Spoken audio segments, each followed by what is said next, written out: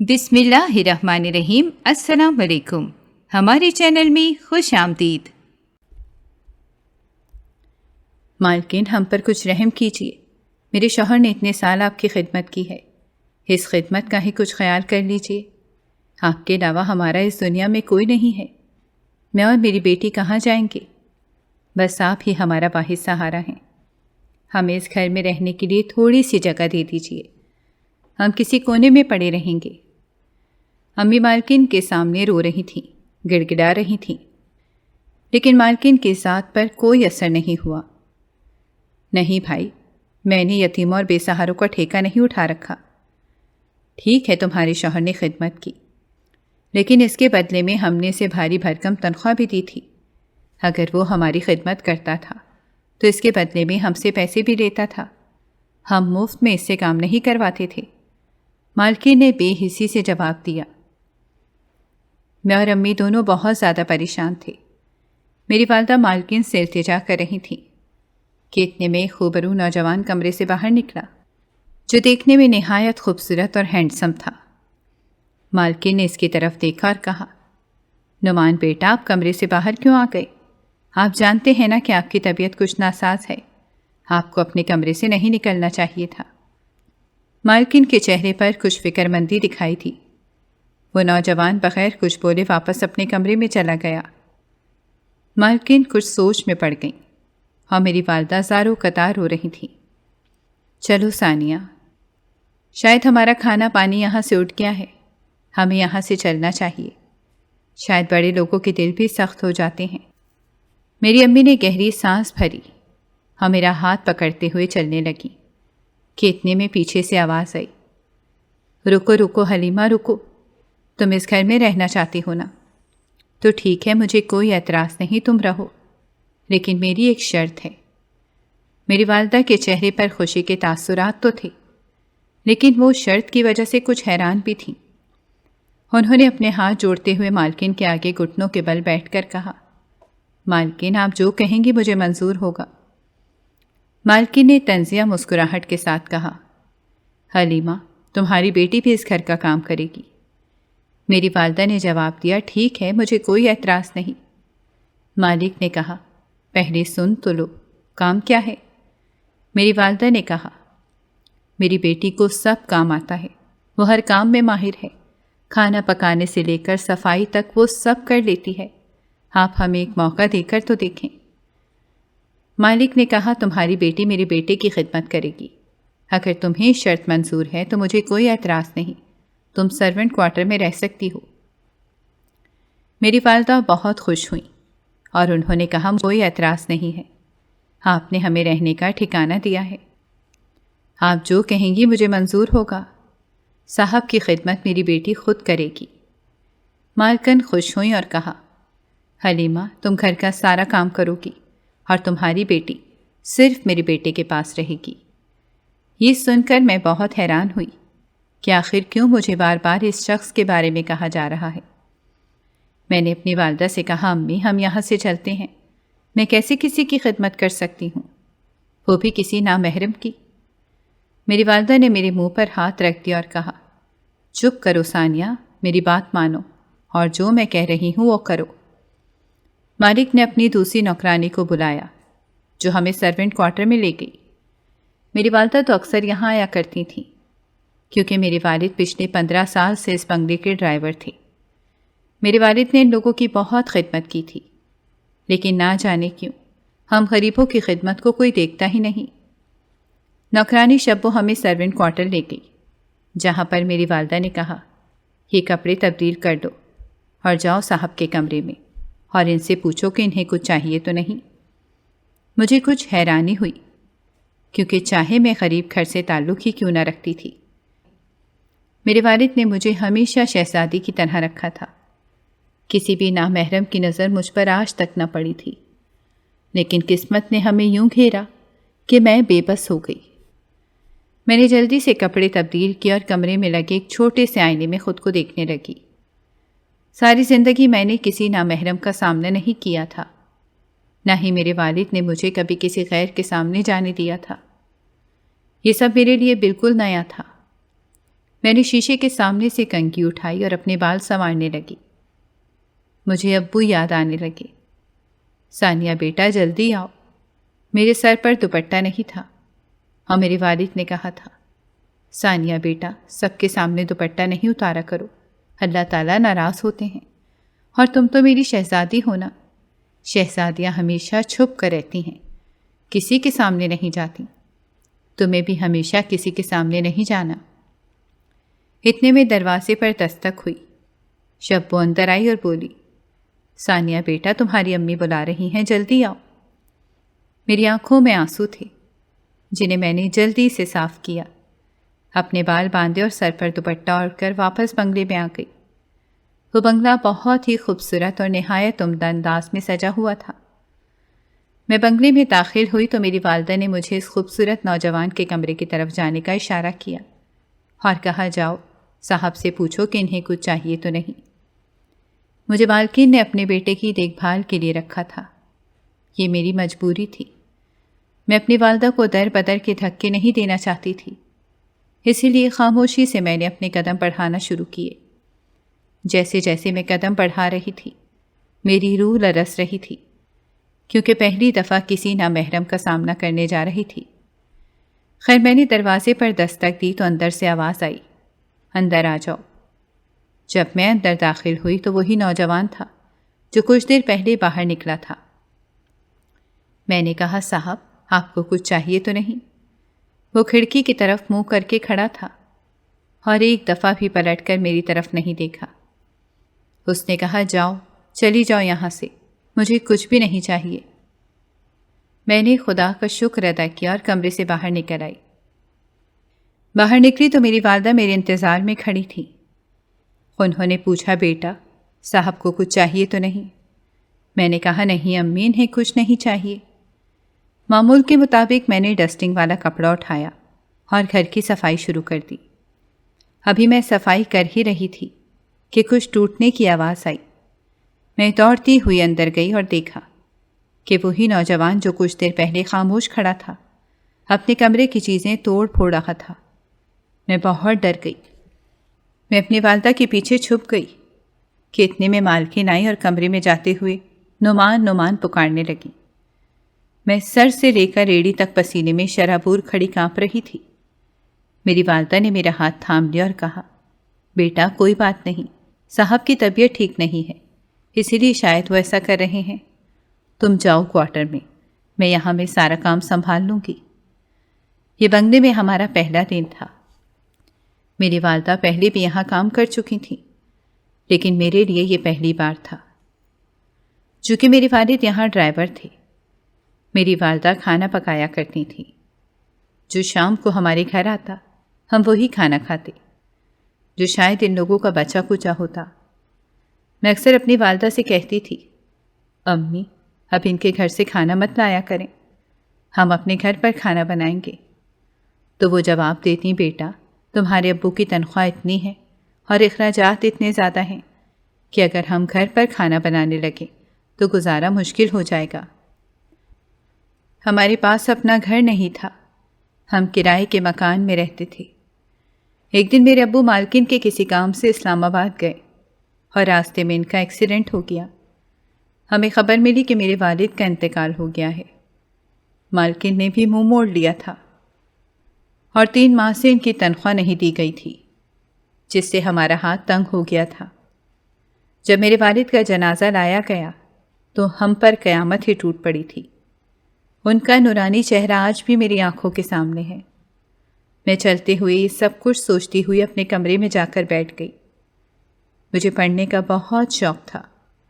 میں نے میٹرک کیا ہوا تھا، لیکن میرے والد کے پاس اتنے پیسے نہیں تھے کہ وہ میری پڑھائی کے اخراجات اٹھا سکیں، اسی لیے مجھے پڑھائی چھوڑنی پڑی، مگر کتابیں پڑھنے کا شوق نہیں گیا۔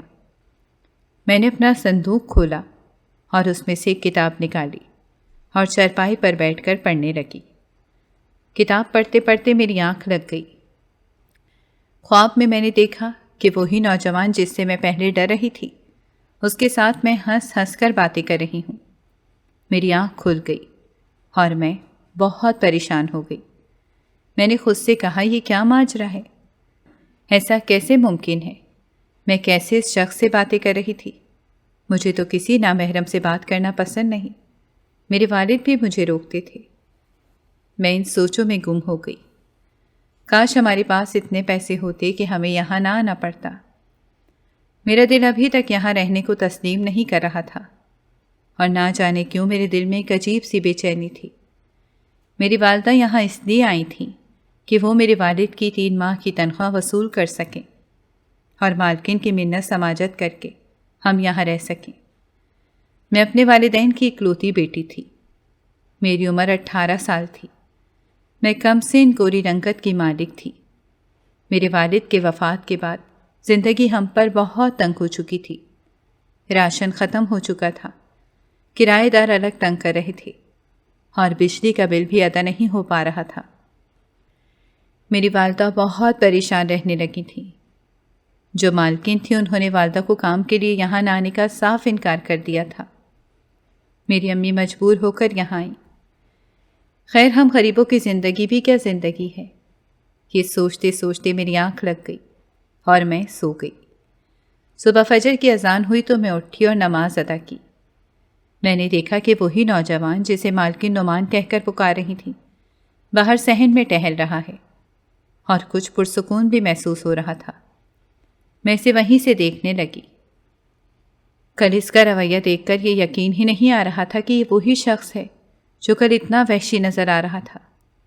خیر، میں نے کھڑکی بند کی اور واپس آ کر قرآن پاک کی تلاوت کرنے لگی۔ اتنے میں صبح ہو گئی اور میری والدہ بھی اٹھ گئیں۔ ہم لوگ سرونٹ کوارٹر سے حویلی میں چلے گئے۔ وہاں پر میری والدہ نے ناشتہ بنایا اور ایک ٹرے میں رکھ کر ٹیبل پر رکھ دیا۔ اتنے میں مالکن آئی۔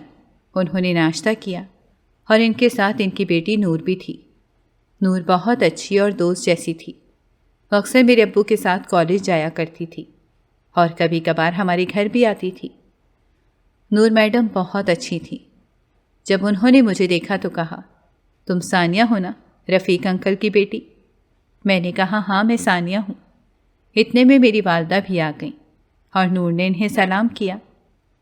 مجھے بہت خوشی ہوئی کیونکہ وہ واحد انسان تھی جنہوں نے ہمیں بھی انسان سمجھا۔ خیر، مالکن نے مجھے کہا، ثانیہ یہ ٹرے اٹھاؤ اور میرے بیٹے کو ناشتہ کروا کر آؤ۔ میں نے کہا، مالکن میں ان کا… مالکن نے غصے میں کہا، ہاں یہ تمہارا کام ہے اور تم اسے کرو گی، آئندہ مجھ سے یہ سوال مت کرنا۔ میں نے کانپتے ہاتھوں سے وہ ٹرے اٹھائی اور کمرے کی طرف چل دی۔ وہ شخص صوفے پر بیٹھا ہوا تھا۔ میں نے دروازہ نوک کیا۔ دروازہ کھلا تھا، لیکن اصولاً میں نے کھٹکھٹایا۔ اندر آنے کی اجازت ملی تو میں نے گھٹنوں کے بل بیٹھ کر ٹیبل پر ناشتہ رکھا اور کہا، میرا نام ثانیہ ہے اور میں آپ کی کیئر ٹیکر ہوں۔ میری ذمہ داری ہے کہ آپ کو کھانا کھلا کر جاؤں۔ وہ طنزیہ مسکرایا، جس سے مجھے عجیب سا محسوس ہوا۔ میں اٹھی اور ایک طرف ہاتھ باندھ کر کھڑی ہو گئی۔ مالک نے بریڈ پر جیم لگایا اور میری طرف بڑھا دیا۔ کہا، پہلے تم کھاؤ پھر میں کھاؤں گا۔ مجھے کچھ حیرانی ہوئی۔ میں نے کہا، نہیں صاحب آپ کھائیں۔ وہ کہنے لگا، یہ میرا حکم ہے اور تم میرے پاس بیٹھو گی۔ میں کیا کرتی؟ میں خاموشی سے ان کے پاس بیٹھ گئی۔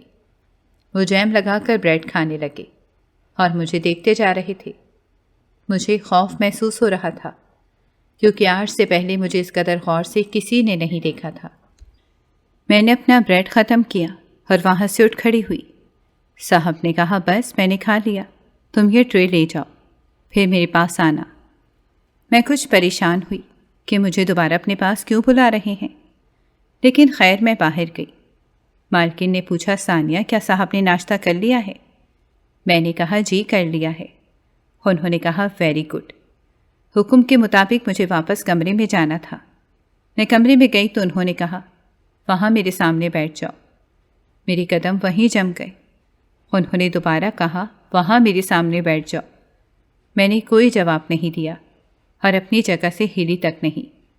تب انہوں نے غصے سے کہا، میں نے تمہیں کچھ کہا ہے؟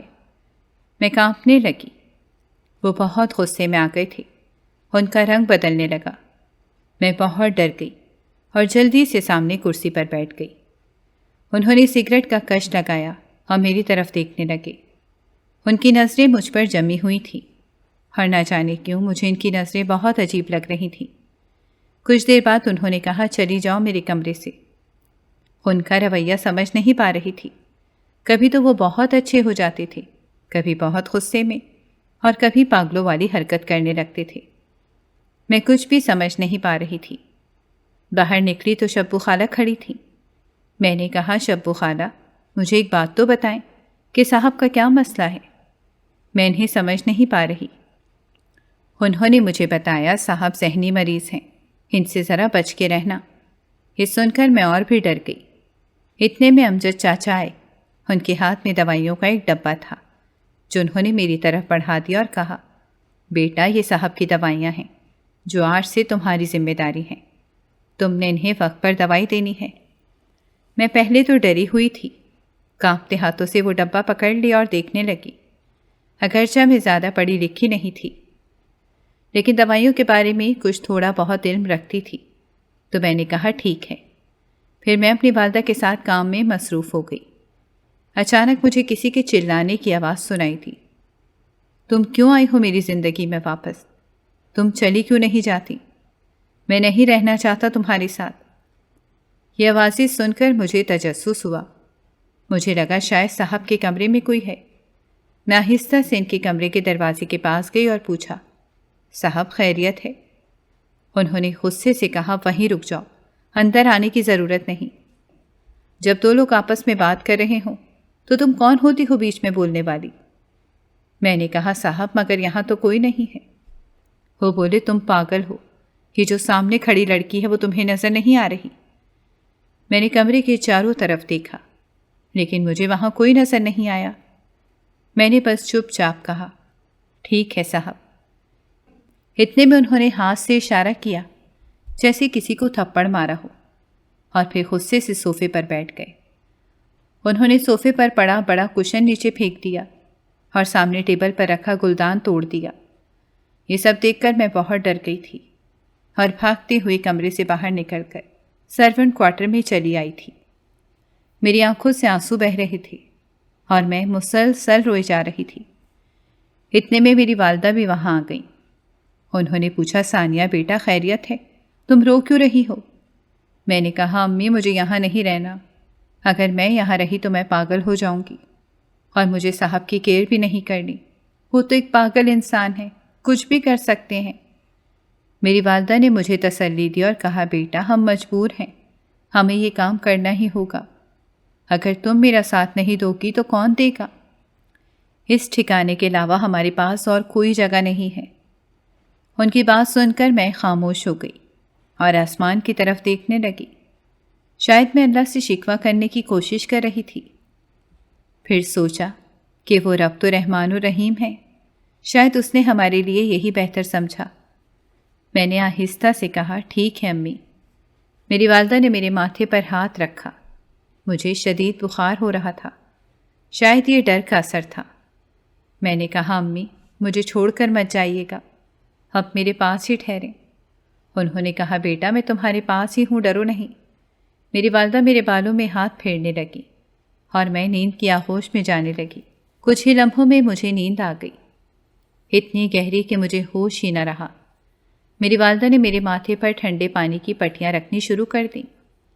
یوں تو رات گزر گئی اور جیسے ہی صبح ہوئی میرے لیے پیغام آیا کہ نعمان صاحب نے یاد کیا ہے۔ جب میں وہاں پہنچی تو منظر کچھ اور ہی تھا۔ بیڈ پر ان کا سامان بکھرا پڑا تھا اور وہ خود کھڑکی کی طرف منہ کیے باہر دیکھ رہے تھے۔ میں نے کہا، صاحب آپ نے مجھے بلایا؟ انہوں نے کہا، ہاں میں نے تمہیں بلایا۔ کل جو کچھ بھی ہوا میں اس کے لیے بہت معذرت خواہ ہوں۔ میں حیران ہوئی اور کہا، صاحب آپ تو مالک ہیں اور ہم نوکر، آپ مجھ سے معذرت کیوں کر رہے ہیں؟ انہوں نے کہا، کیا تم نے اس بات کے بارے میں کسی کو بتایا؟ میں نے جواب دیا، نہیں صاحب، میں کون ہوتی ہوں کسی کو بتانے والی؟ آپ بتائیے میرے لیے کیا حکم ہے؟ انہوں نے کہا، مجھے کافی کا ایک کپ لا دو۔ میں واپس کچن میں گئی، کافی بنائی اور صاحب کے کمرے میں لے کر آئی۔ انہوں نے کہا کہ کافی ٹیبل پر رکھو اور سامنے آ کر بیٹھ جاؤ۔ وہ کافی پیتے ہوئے مجھے غور سے دیکھنے لگے، جس پر میں سمٹنے لگی کیونکہ ان کی نظریں مجھے اپنے آر پار ہوتی محسوس ہو رہی تھیں۔ مجھے ایسا لگا جیسے میں وہاں غیر محفوظ ہوں۔ میں نے کہا صاحب اگر میرے لیے کوئی کام نہیں ہے تو کیا میں باہر جا سکتی ہوں؟ انہوں نے کہا ٹھیک ہے تم چلی جاؤ۔ جب میں باہر گئی تو اچانک سے کچھ گرنے کی آواز آئی۔ میں واپس بھاگ کر اندر گئی تو دیکھا کہ صاحب صوفے پر بے ہوش پڑے ہیں۔ میں نے کہا یہ کیا ماجرا ہے؟ ابھی کچھ لمحے پہلے تو صاحب بالکل ٹھیک تھے اور مجھ سے باتیں کر رہے تھے۔ میں نے جلدی سے امجد چاچا کو بلایا اور صاحب کے ڈاکٹر کو کال کی۔ جب ڈاکٹر آئے تو انہوں نے کہا انہیں شدید صدمہ پہنچا ہے، ان کی زیادہ سے زیادہ حفاظت کی جائے۔ مالکن بھی اپنے بیٹے کی وجہ سے بہت پریشان تھیں۔ انہوں نے مجھے کہا کہ آج سے تم سرونٹ کوارٹر میں نہیں رہو گی، نعمان کے ساتھ والا کمرہ اب سے تمہارا ہے، تم ہر حال میں نعمان کے ارد گرد ہی رہو گی۔ میں نے خاموشی سے سر چکا لیا۔ میری والدہ سے انہوں نے کہا کہ اس کام کے بدلے میں دگنی تنخواہ دیں گی۔ میری والدہ نے منظوری دے دی۔ میں نے اپنا سامان اٹھایا اور اسی دن نعمان صاحب کے ساتھ والے کمرے میں شفٹ کر لیا۔ اب میں ہر وقت ان کے پاس رہنے لگی۔ کبھی وہ مجھ سے باتیں کرتے، کبھی غصہ کرتے، کبھی چیزیں توڑتے۔ اس میں کوئی شک نہ رہا کہ وہ ذہنی معذور ہیں، لیکن ایک حقیقت مجھ پر کھلنا باقی تھی۔ ایک دن انہوں نے کہا کہ مجھے باہر گارڈن میں لے چلو۔ میں نے کہا ٹھیک ہے۔ جب ہم چلنے لگے تو اچانک انہوں نے میرا ہاتھ پکڑ لیا۔ میں نے ہاتھ چھڑوانے کی کوشش کی لیکن انہوں نے نہیں چھوڑا۔ میں نے کہا صاحب لوگ کیا کہیں گے؟ انہوں نے کہا کہ یہاں پر دیکھنے والا کوئی نہیں ہے، تم چپ چاپ میرے ساتھ گارڈن میں چلو۔ وہاں پہنچنے پر صاحب نے خود ہی میرا ہاتھ چھوڑ دیا اور میں پیچھے ہاتھ باندھ کر کھڑی ہو گئی۔ وہ گلاب کے پودوں کے پاس گئے اور ان کی خوشبو سونگھنے لگے۔ شاید صاحب کو گلاب بہت پسند تھے۔ میں نے پوچھا صاحب کیا آپ کو گلاب پسند ہیں؟ تو انہوں نے کہا مجھے نہیں پسند لیکن ماریا کو بہت پسند تھے۔ میرا ماتھا ٹھنکا اور میں نے پوچھا صاحب ماریا کون تھی؟ یہ سن کر صاحب غصے میں آ گئے اور کہا تم کون ہوتی ہو مجھ سے سوال جواب کرنے والی؟ شاید صاحب کو دورہ پڑا تھا۔ میں نے جلدی سے امجد چاچا کو بلایا اور انہیں کمرے میں لے گئی۔ ان کی طبیعت کی کوئی سمجھ نہیں آ رہی تھی۔ کبھی تو وہ بالکل ٹھیک ہوتے جیسے انہیں کچھ ہوا ہی نہ ہو، اور کبھی ایسے لگتا جیسے صدیوں سے بیمار ہوں۔ میں زیادہ وقت نعمان صاحب کے ساتھ گزارنے لگی تھی۔ اب وہ مجھے اچھے لگنے لگے تھے۔ انہوں نے مجھے اپنی محبت کے بارے میں بتایا کہ وہ اپنی بیوی سے بہت محبت کرتے تھے۔ وہ ذہنی مریض اس وجہ سے بنے تھے کہ اچانک ان کی بیوی کا انتقال ہو گیا تھا۔ ایک حادثے میں سر پر چوٹ لگنے کی وجہ سے وہ بیمار ہو چکے تھے۔ میں نعمان صاحب کی کہانی سن کر گہری سوچ میں ڈوب گئی۔ ان کی زندگی کا المیہ سن کر میرا دل ان کے لیے نرم ہو گیا تھا۔ مجھے اندازہ ہو گیا کہ ان کی یہ حالت صرف ذہنی بیماری کی وجہ سے نہیں بلکہ ان کی بیوی سے بے انتہا محبت اور اس کی موت کے بعد کی تنہائی نے انہیں توڑ کر رکھ دیا تھا۔ اب میری ذمہ داری اور بڑھ گئی تھی۔ میں دن رات ان کے آس پاس رہتی، ان کا خیال رکھتی۔ کبھی کبھی وہ اچانک میرے ساتھ باتیں شروع کر دیتے جیسے میں ان کی بیوی ہوں۔ وہ مجھے ماریا کہہ کر پکارتے اور کچھ دیر بعد جب انہیں حقیقت کا احساس ہوتا تو ان کی آنکھوں میں نمی آ جاتی۔ ان کی اس حالت نے مجھے بھی اداس کر دیا تھا، لیکن میں دل میں عزم کر چکی تھی کہ میں ان کا پورا خیال رکھوں گی۔ ایک رات کا ذکر ہے جب میں نے دیکھا کہ نعمان صاحب سو رہے ہیں۔ اچانک ان کی آنکھیں کھل گئیں۔ وہ پسینے میں شرابور تھے۔ انہوں نے کانپتی ہوئی آواز میں کہا ماریا تم کہاں ہو؟ مت جاؤ مجھے چھوڑ کر، مت جاؤ۔ میں نے انہیں تسلی دی اور کہا کہ میں یہیں ہوں، آپ کو چھوڑ کر نہیں جاؤں گی۔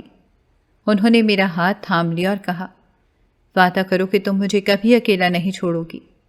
ان کی یہ بات سن کر میرا دل بھر آیا، لیکن میں نے خود کو مضبوط رکھا اور کہا جی میں آپ کے ساتھ رہوں گی۔ کچھ دن یوں ہی گزرے کہ ایک دن مالکن نے مجھے بلا کر کہا کہ نعمان کے علاج کے لیے ایک ماہر نفسیات کو بلایا گیا ہے۔ ڈاکٹر صاحب آئیں گے اور نعمان کی زندگی کو معمول پر لانے میں ہماری مدد کریں گے۔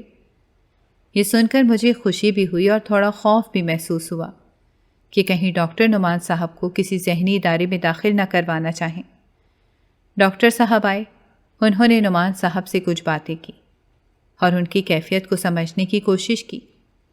ڈاکٹر نے کہا نعمان کو محبت اور توجہ کی ضرورت ہے، انہیں وقت دیں، مگر ایک بات ہے، ان کے ماضی کی کسی تلخ یاد نے انہیں اس حد تک توڑ دیا ہے کہ وہ حقیقت سے بھاگ رہے ہیں۔ اگر ممکن ہو تو ان کے ماضی کے راز کو سمجھ کر انہیں اس کا سامنا کرنے کی کوشش کریں، شاید اس سے ان کی بہتری میں مدد مل سکے۔ ڈاکٹر کی بات سن کر میرے ذہن میں سوالات کی گونج ہونے لگی کہ آخر وہ کیا راز تھا جس نے نعمان صاحب کو اس حال میں پہنچا دیا تھا۔ میں نے تہیہ کر لیا کہ میں اس راز کو جان کر رہوں گی تاکہ نعمان صاحب کی مدد کر سکوں۔ اب میرے دل میں نعمان صاحب کے لیے ایک نرم گوشہ پیدا ہو چکا تھا۔ میں چاہتی تھی کہ وہ اپنی زندگی کی تاریکیوں سے نکل آئیں اور دوبارہ خوش رہ سکیں۔ ایک دن مالکن کو کسی دوسرے شہر کسی کام سے جانا پڑا کیونکہ وہ اپنا بزنس سنبھال رہی تھیں۔ وہ صاحب کو میرے حوالے کر کے گئیں اور گھر میری امی اور شبو آنٹی کے حوالے کر گئیں۔ میں نے نعمان صاحب کو ناشتہ دیا اور ان کے کپڑے استری کرنے کے لیے الماری سے نکالے۔ ابھی میں کپڑے استری کر رہی تھی کہ اتنے میں امجد چاچا چلائے، صاحب صاحب! میں بہت گھبرا گئی۔ شبو آنٹی بھاگ کر میرے پاس آئیں اور کہنے لگی، ثانیہ بیٹا، صاحب کو دورہ پڑا ہے، جلدی چلو، وہ ہماری کوئی بات نہیں مان رہے، تم وہ واحد ہو جس کی وہ بات مانیں گے۔ میں نے کہا ٹھیک ہے چلیں۔ میں نے کپڑے وہیں ٹیبل پر چھوڑ دیے اور صاحب کے کمرے میں آ گئی۔ انہوں نے مجھے دیکھا تو جیسے بالکل ٹھیک ہو گئے ہوں۔ میں نے کہا صاحب خیریت؟ انہوں نے کہا اتنی شکر ہے ثانیہ کہ تم میرے پاس آ گئی ہو، اب یہاں سے کبھی مت جانا۔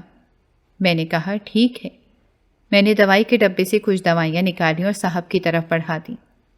صاحب نے دوائی اٹھانے سے پہلے میرا ہاتھ پکڑ لیا اور کہنے لگے، ثانیہ کیا تم میری ماریا بنو گی؟ میں بہت زیادہ پریشان اور گھبرا گئی۔ میں نے کہا صاحب کیا مطلب؟ انہوں نے کہا ثانیہ میں تم سے شادی کرنا چاہتا ہوں۔ میں نے کہا صاحب یہ کیسے ممکن ہے، میں تو آپ کی ملازمہ ہوں۔ انہوں نے کہا دل پر کوئی زور نہیں ہوتا، جس طرح تم نے میرا خیال رکھا ہے میں چاہتا ہوں کہ تم میری زندگی میں شامل ہو جاؤ، مجھے پھر کسی خوف کا سامنا نہ ہو۔ یہ بات سن کر میں حد سے زیادہ پریشان ہو گئی۔ میں نے جلدی سے صاحب کو دوائی دی اور کمرے سے باہر نکل آئی، بھاگ کر اپنے کوارٹر میں آ گئی اور اس بارے میں سوچنے لگی۔ نعمان صاحب اب مجھے بھی اچھے لگنے لگے تھے، لیکن کبھی یہ نہیں سوچا تھا کہ جہاں میں ملازمہ ہوں وہاں کی مالکن بن جاؤں، اور ویسے بھی مالکن کبھی اس بات پر راضی نہ ہوتی۔ اگلے دن میں نے فیصلہ کیا کہ اس بارے میں کسی سے بات نہیں کروں گی اور بس اپنے کام پر توجہ دوں گی۔ نعمان صاحب سے بھی دور رہنے کی کوشش کی تاکہ کوئی غلط فہمی پیدا نہ ہو، لیکن یہ بات اتنی آسان نہ تھی کیونکہ نعمان صاحب کی نظریں مجھ پر ہی جمی رہتی۔ وہ بات بات پر مجھے قریب بلاتے اور ہر بات میں میری رائے پوچھنے لگے تھے۔ ایک دن مالکن واپس آ گئیں۔ مجھے خوشی بھی ہوئی اور تھوڑا خوف بھی کہ کہیں ان کے سامنے یہ بات نہ آئے، لیکن مالکن شاید اپنے کام میں اتنی مصروف تھیں کہ انہوں نے مجھ سے زیادہ بات نہیں کی۔ کچھ دن بعد ایک شام نعمان صاحب نے مجھے پھر سے بلایا اور اپنے کمرے میں بیٹھنے کو کہا۔ انہوں نے کہا کہ ثانیہ تم جانتی ہو میری زندگی میں تمہارے علاوہ کوئی نہیں ہے، میں یہ زندگی مزید تنہائی میں نہیں گزار سکتا۔ میری امی بھی اب بوڑھی ہو چکی ہیں اور وہ چاہتی ہیں کہ میں اپنی زندگی کو سنبھالوں۔ میں بھی تمہیں ہی اپنی زندگی کا حصہ بنانا چاہتا ہوں۔ میرا دل تیزی سے دھڑکنے لگا۔ میں نے کہا صاحب آپ کی زندگی الگ ہے اور میری الگ، مجھے نہیں لگتا کہ یہ ممکن ہے۔ انہوں نے مایوسی سے میری طرف دیکھا اور کہا، ثانیہ مجھے تو ایسا لگتا ہے کہ تم بھی میرے دل کے قریب آ گئی ہو۔ میں ان کی بات سن کر خاموش ہو گئی۔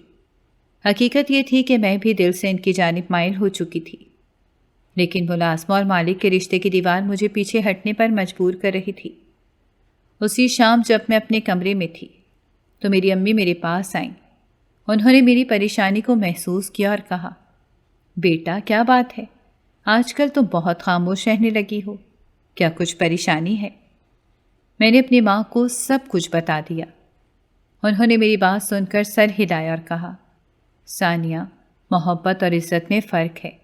اگر نعمان صاحب واقعی تم سے محبت کرتے ہیں اور عزت دیتے ہیں تو شاید تمہارے لیے ایک نیا راستہ کھل جائے، مگر یہ فیصلہ تمہیں سوچ سمجھ کر کرنا ہوگا، کیونکہ یہ تمہاری زندگی کا سوال ہے۔ میری ماں کی باتیں سن کر مجھے ایک نیا حوصلہ ملا، مگر ساتھ ہی میرے دل میں سوالات اور خدشے بھی تھے۔ کیا یہ فیصلہ ٹھیک ہوگا؟ کیا مالکن اور معاشرہ اس رشتے کو قبول کریں گے؟ میں نے فیصلہ کیا کہ اگلے دن میں نعمان صاحب سے بات کروں گی اور ان کے دل کی حقیقت جاننے کی کوشش کروں گی۔ اگلے دن جب میں نے نعمان صاحب کے کمرے میں قدم رکھا تو وہ میری منتظر نظروں سے میرا انتظار کر رہے تھے۔ میں نے خاموشی سے بیٹھنے کی اجازت لی اور کہا، صاحب، آپ سے کچھ بات کرنی ہے۔ انہوں نے نرمی سے کہا، ہاں ثانیہ کہو۔ میں نے کہا، صاحب، آپ جو رشتہ مجھ سے قائم کرنا چاہتے ہیں، کیا آپ نے واقعی اس پر پوری طرح سوچا ہے؟ ہم دونوں کا تعلق بہت مختلف ہے۔ میں تو آپ کی ملازمہ ہوں اور آپ میری ذمہ داری ہیں۔ آپ کی زندگی اور حیثیت میرے خوابوں سے بہت آگے ہے۔ نعمان صاحب نے سنجیدگی سے میری بات سنی اور پھر کہا، ثانیہ، یہ بات درست ہے کہ ہم دونوں کے درمیان فاصلے ہیں، لیکن یہ فاصلے میرے دل کی محبت کو نہیں روک سکتے۔ میں نے اپنی بیوی کے جانے کے بعد کبھی یہ سوچا بھی نہیں تھا کہ کوئی میرے دل کو دوبارہ چھو سکے گا، لیکن تم نے میری زندگی میں وہ سکون اور خوشی دوبارہ لوٹا دی ہے۔ میں چاہتا ہوں کہ میری زندگی میں تمہارا ساتھ ہمیشہ کے لیے رہے۔ ان کی باتوں میں خلوص تھا، لیکن میرا دل ابھی بھی کشمکش کا شکار تھا۔ میں نے انہیں کہا، صاحب، میں آپ سے وعدہ نہیں کر سکتی، مجھے کچھ وقت چاہیے تاکہ میں اس بارے میں ٹھیک سے سوچ سکوں۔ انہوں نے میری بات کو سمجھتے ہوئے سر ہلایا اور کہا، ثانیہ، میں تمہیں مجبور نہیں کروں گا، تمہیں جتنا وقت چاہیے لے لو، لیکن یہ بات یاد رکھنا کہ میری محبت تمہارے لیے سچی اور بے لوث ہے۔ اس کے بعد میں وہاں سے اٹھ کر اپنے کمرے میں چلی گئی۔ میرے دل میں محبت اور خوف دونوں کی ملی جلی کیفیت تھی۔ میں نے اپنی زندگی کے بارے میں اتنا کبھی نہیں سوچا تھا کہ کوئی مجھے ایسے چاہے گا اور اپنا ہم سفر بنانا چاہے گا۔ رات کو میں سو نہیں پا رہی تھی۔ بار بار نعمان صاحب کی باتیں یاد آ رہی تھیں۔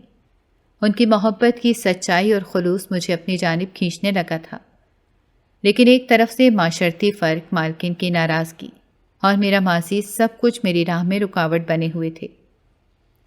اگلے دن جب میں ناشتے کی میز پر گئی تو مالکن بھی وہاں موجود تھیں۔ انہوں نے مجھے کہا کہ ثانیہ، میں چاہتی ہوں کہ تمہارا دھیان نعمان کے علاج پر ہو۔ وہ تمہیں پسند کرتے ہیں اور مجھے خوشی ہے کہ تم ان کی دیکھ بھال کر رہی ہو، لیکن یاد رکھو، وہ میرے بیٹے ہیں اور ان کی زندگی کی بھلائی کے لیے میں ہر ممکن قدم اٹھاؤں گی۔ مالکن کی باتوں میں ایک گہرا پیغام تھا۔ میں سمجھ گئی تھی کہ اگر میں نے نعمان صاحب کے قریب جانے کا سوچا تو شاید مالکن اس بات کو قبول نہ کریں گی۔ اس کے باوجود میرے دل میں ایک فیصلہ اترنے لگا تھا۔ میں جانتی تھی کہ میری محبت خالص تھی، اور اگر نعمان صاحب کو میں خوشی دے سکتی ہوں تو یہ میرا فرض بنتا ہے۔ اگلے ہی دن میں نعمان صاحب کے کمرے میں گئی اور ان سے کہا کہ میں تیار ہوں، میں آپ سے شادی کرنا چاہتی ہوں۔ میں آپ کو ہر وہ خوشی دینا چاہتی ہوں جس کے آپ حقدار ہیں۔ میرے ساتھ رہتے رہتے نعمان صاحب کی صحت کافی بہتر ہو گئی تھی اور مالکن بھی مجھ سے بہت خوش تھیں، لیکن وہ کبھی مجھے اپنی بہو کے طور پر قبول نہیں کرتی۔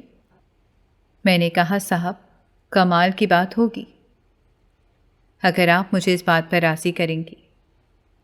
انہوں نے کہا، وہ تم مجھ پر چھوڑ دو۔ میں کمرے سے باہر نکلی اور گھر کے کاموں میں مصروف ہو گئی۔ میری والدہ کچن میں کھانا پکا رہی تھیں۔ میں ان کا ہاتھ بٹانے لگی۔ انہوں نے بریانی بنائی اور میں نے سلاد کاٹا۔ پھر میری والدہ نے کہا، جاؤ ٹیبل پر پلیٹیں لگا دو اور مالکن کو بلا لاؤ کہ کھانا لگ چکا ہے۔ میں نے کہا، ٹھیک ہے۔ میں مالکن کے کمرے میں گئی۔ وہ سنگھار میں اس کے سامنے اپنے بال بناتے ہوئے کچھ سوچ رہی تھی۔ میں نے دروازہ نوک کیا اور اندر آنے کی اجازت دی۔ مالکن نے کہا، ہاں ثانیہ، اندر آ جاؤ، سب خیریت؟ میں نے کہا، مالکن، کھانا لگ چکا ہے، آپ آ جائیں۔ پھر میں نے سوچا کہ کیوں نہ آج نعمان صاحب بھی سب کے ساتھ بیٹھ کر کھانا کھائیں، کیونکہ جب سے ان کی بیوی کا انتقال ہوا تھا انہوں نے کبھی باہر آ کر کھانا نہیں کھایا تھا۔ شاید وہ اپنی بیوی کو بہت یاد کرتے تھے۔ میں نعمان صاحب کے کمرے میں گئی۔ ان سے کہا، صاحب، انہوں نے فوراً کہا، یہ صاحب کیا ہوتا ہے؟ تم مجھے میرے نام سے پکارا کرو۔ وہ کچھ حیران ہوئی۔ میں نے کہا، نعمان چلیے کھانا لگ چکا ہے، آئیں کھانا کھاتے ہیں۔ وہ بہت خوش ہوئے۔ انہوں نے جلدی سے اپنا کوٹ پہنا اور باہر آ گئے۔ ابھی تک مالکن ٹیبل پر نہیں پہنچی تھیں۔ وہ آئے اور اسی کرسی پر آ کر بیٹھ گئے جس پر وہ اکثر بیٹھا کرتے تھے۔ مالکن آئیں تو یہ دیکھ کر حیران رہ گئیں۔ انہوں نے کہا، نعمان آج تم باہر کیسے؟ انہوں نے جواب دیا، جی ماما، آج آپ سب کے ساتھ بیٹھ کر کھانا کھاؤں گا۔ مالکن بہت خوش ہوئیں اور انہوں نے خوشی بھری نظروں سے مجھے دیکھا اور کہا، کیا بات ہے ثانیہ، تمہاری محنت رنگ لے آئی، آخر میرا فیصلہ صحیح ثابت ہوا۔ آخرکار میرا فیصلہ صحیح ثابت ہوا۔ ابھی کھانا شروع ہوا تھا کہ نعمان صاحب نے کہا، امی جان میں آپ سے بات کرنا چاہتا ہوں۔ انہوں نے کہا، جی بیٹا کہو۔ نعمان صاحب نے کہا، میں ثانیہ سے شادی کرنا چاہتا ہوں۔ مالکن اپنا چمچ منہ میں ڈالنے ہی لگی تھی کہ انہوں نے واپس رکھ دیا اور کہا، یہ تم کیا کہہ رہے ہو؟ یہ کیسے ممکن ہے؟ نعمان صاحب نے کہا، کیوں ممکن نہیں ہے ماما؟ نعمان صاحب کے اس اعلان پر پورے کمرے میں خاموشی چھا گئی۔ مالکن کی آنکھوں میں حیرانی اور ناراضگی صاف نظر آ رہی تھی۔ انہوں نے سخت لہجے میں کہا، نعمان کیا تمہیں معلوم ہے کہ تم کیا کہہ رہے ہو؟ یہ لڑکی ہماری ملازمہ ہے، تمہاری بیوی نہیں بن سکتی۔ نعمان صاحب نے نرمی سے جواب دیا، ماما میں جانتا ہوں کہ آپ کو یہ بات قبول کرنا مشکل ہے، لیکن ثانیہ نے جس طرح میری زندگی میں سکون اور خوشی واپس لائی ہے، اس کے بعد میں اسے کھونا نہیں چاہتا۔ یہ سچ ہے کہ وہ ہماری ملازمہ ہے، مگر دل پر کسی کا زور نہیں۔ مالکن نے مجھے گھور کر دیکھا جیسے یہ سب میری ہی سازش ہو۔ انہوں نے غصے میں کہا، ثانیہ یہ تم نے کیا کھیل رچایا ہے؟ تم نے میرے بیٹے کو کیسے اپنے جال میں پھنسا لیا؟ میرے دل پر ایک بوجھ سا آ گیا۔ میں نے عاجزی سے کہا، مالکن میں نے کبھی ایسی نیت نہیں رکھی، میں نے صرف اپنی ذمہ داری پوری کی ہے۔ نعمان صاحب کو وقت پر دوائیاں دیں اور ان کا خیال رکھا، ان کی خوشی میری اولین ترجیح رہی ہے، بس۔ مالکن نے اپنی آواز کو مزید سخت کرتے ہوئے کہا، یہ ممکن نہیں ہے، میں اپنے بیٹے کی شادی کسی اور سے کر چکی ہوں، اور ثانیہ تمہاری جگہ ہمیشہ اس گھر میں ایک ملازمہ کی ہے، بیوی کی نہیں۔ نعمان صاحب نے مداخلت کرتے ہوئے کہا، ماما آپ کو یہ فیصلہ مجھ پر چھوڑ دینا چاہیے، میں بالغ ہوں اور اپنی خوشی کے لیے فیصلہ کر سکتا ہوں۔ مالکن نے اپنا سر تھام لیا جیسے ان کی برداشت کا پیمانہ لبریز ہو چکا ہو۔ وہ اپنی کرسی سے اٹھی اور کہا، ٹھیک ہے، اگر تم اس رشتے پر اتنے اصرار کر رہے ہو تو پھر تمہیں یہ گھر چھوڑ کر جانا ہوگا۔ میں کبھی اپنی بہو کے طور پر ثانیہ کو قبول نہیں کروں گی۔ یہ سن کر نعمان صاحب نے ایک لمبی سانس لی اور میری طرف مڑ کر کہا، ثانیہ میں اپنی زندگی تمہارے بغیر نہیں گزار سکتا، اگر اس کی قیمت گھر چھوڑنا ہے تو میں اس کے لیے تیار ہوں۔ یہ سن کر میری آنکھوں میں آنسو آ گئے۔ میں نے ان سے کہا کہ نعمان میں آپ کے لیے اتنی بڑی قربانی نہیں چاہتی، آپ کا خاندان اور یہ گھر آپ کی زندگی کا حصہ ہیں، میں آپ کو ان سب سے دور نہیں کر سکتی۔ نعمان صاحب نے میرا ہاتھ تھام لیا اور کہا، ثانیہ میرے لیے سب سے قیمتی تم ہو، مجھے تمہارے بغیر زندگی بے معنی لگتی ہے۔ اگر یہ گھر چھوڑنا میری خوشی کے لیے ضروری ہے تو میں یہ فیصلہ خوشی سے قبول کرتا ہوں۔ مجھے نہیں معلوم تھا کہ میں کیا کہوں، لیکن دل میں ایک عجیب سی مضبوطی محسوس ہونے لگی۔ اس نے میرے لیے اتنا بڑا قدم اٹھانے کی ٹھانی تھی اور مجھے بھی اس کا ساتھ دینا تھا۔ مالکن نے کچھ لمحے خاموشی سے ہمیں دیکھا جیسے وہ کسی گہری سوچ میں ہوں۔ ان کی نظریں کبھی نعمان صاحب پر جاتی، کبھی مجھ پر۔ پھر انہوں نے لمبی سانس لی اور کہا، اگر تمہارے لیے یہ اتنا ضروری ہے تو ٹھیک ہے۔ یہ سن کر میری اور نعمان صاحب کی آنکھوں میں حیرانی کے ساتھ خوشی بھی تھی۔ مالکن نے اپنے لہجے کو سنبھالتے ہوئے کہا، لیکن ایک شرط ہے، یہ سب ایسے ہوگا جیسے میں نے طے کیا ہے۔ جمعے کے دن نکاح ہوگا اور اس کے بعد تو میری بہو کے طور پر اس گھر میں رہو گی، جیسی میری بیٹی ہو۔ نعمان صاحب نے آگے بڑھ کر مالکن کا ہاتھ پکڑا اور شکریہ کے الفاظ ادا کیے۔ ماما آپ کا یہ فیصلہ میری زندگی کی سب سے بڑی خوشی ہے۔ جمعے کا دن آیا تو گھر میں نکاح کی تیاریاں شروع ہو گئیں۔ مجھے ابھی بھی یقین نہیں آ رہا تھا کہ اتنی جلدی سب کچھ بدل گیا ہے۔ مالکن نے اپنے رویے میں نرمی اور اپنائیت دکھائی، جیسے ان کا دل پگھل گیا ہو۔ انہوں نے میرے لیے خوبصورت جوڑا تیار کرایا اور اپنی نگرانی میں سب تیاریاں مکمل کروائیں۔ نکاح کے وقت میری آنکھیں نم ہو گئیں۔ نعمان صاحب کے ساتھ میری زندگی کا نیا سفر شروع ہونے جا رہا تھا۔ قاضی صاحب نے نکاح پڑھایا اور میری اور نعمان صاحب کی زندگی ایک خوبصورت بندھن میں بندھ گئی۔ نعمان صاحب نے مجھے مسکراتے ہوئے دیکھا اور آہستہ سے کہا، اب تم صرف میری نہیں، اس گھر کی بھی عزت ہو۔ اس دن کے بعد میرے دل میں مالکن کے لیے احترام بڑھ گیا۔ انہوں نے مجھے اپنی بہو کے طور پر قبول کیا اور میرے لیے دل میں جگہ بنائی۔ یوں ایک ملازمہ سے لے کر بہو بننے تک کا سفر میری زندگی کا سب سے بڑا اور حیران کن موڑ تھا۔ نعمان صاحب نکاح کے بعد جیسے ایک نئے انسان بن گئے تھے۔ ان کی طبیعت میں حیران کن تبدیلی آ چکی تھی۔ وہ پہلے کی طرح بیمار یا غمزدہ نظر نہیں آتے تھے۔ انہوں نے دوبارہ اپنے کاروبار کو سنبھالنا شروع کر دیا اور دن بدن پہلے سے زیادہ مضبوط اور خوشگوار شخصیت کا مالک بن گئے۔ ان کی صحت کے ساتھ ساتھ ہمارا رشتہ بھی مضبوط ہو رہا تھا۔ ہمارے اس خوشگوار سفر میں مالکن کا کردار بھی بہت اہم رہا۔ انہوں نے مجھے اور نعمان صاحب کو بھرپور سپورٹ کیا اور میری والدہ کو بھی اب کام کرنے سے منع کر دیا۔ انہوں نے کہا، اب تمہاری بیٹی اس گھر کی بہو ہے اور تم میری بڑی بہن جیسی ہو۔ اس گھر میں اب تمہارا احترام ہے، تمہیں کام کرنے کی ضرورت نہیں۔ میری والدہ کی آنکھیں نم ہو گئیں۔ انہوں نے مالکن کا شکریہ ادا کیا اور دل سے دعا دی کہ یہ گھر ہمیشہ خوشیوں سے آباد رہے۔ نعمان صاحب اور میری محبت نے جیسے ان کے دل کا بوجھ ہلکا کر دیا تھا۔ ہم ہنسی خوشی زندگی گزارنے لگے اور روزانہ ایک دوسرے کے ساتھ وقت گزار کر اپنی زندگی کے خوبصورت لمحوں کو سمیٹتے۔ میرے دل میں ایک بات ہمیشہ قائم رہی کہ محبت اور توجہ سے بڑا ذہنی مریض بھی ٹھیک کیا جا سکتا ہے۔ جیسے میری محبت نے نعمان صاحب کو ٹھیک کر دیا، ویسے ہی اگر ہم زندگی میں لوگوں کو تھوڑا سا پیار اور توجہ دیں تو ان کی مشکلات میں کمی لا سکتے ہیں۔ یوں ہماری محبت نے ہماری زندگی میں خوشیاں بھر دیں اور ہم سب ایک دوسرے کا سہارا بن کر ایک خوشحال زندگی گزارنے لگے۔